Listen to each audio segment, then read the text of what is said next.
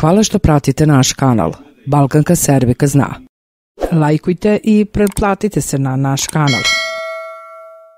Da li vas je od malih nogu baka učila da ne ubijate pauka jer donosi sreću? U nastavku poslušajte samo neka od interesantnih verovanja koja su se ustalila u većem broju naših sela. Stara narodna verovanja, pojave koje slute i nagoveštavaju buduće događaje. Kada tuđa mačka ili pas priđu kući u naše dvorište, donose sreću. Ako gavranovi obleću oko kuće, neko će umreti. Ako svraka kreči, očekujte goste. Kada mačka voli da sedi u krilu bolesnika i trči ka njemu, smeši mu se ozdravljenje.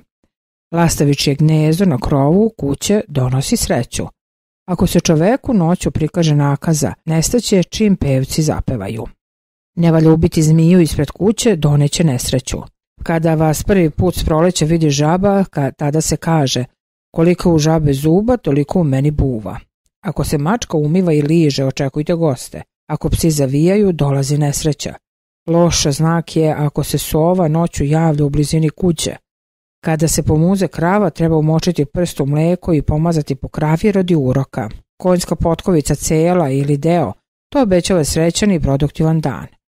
Kome zmija, mačka, jež, lisica ili zec pređu put, osobu će snaći nesreća. Ako na putu sretnete psa, dan će vam biti uspešan. Izvor Stil RS. Hvala što pratite naš kanal. Balkanka Serbika zna.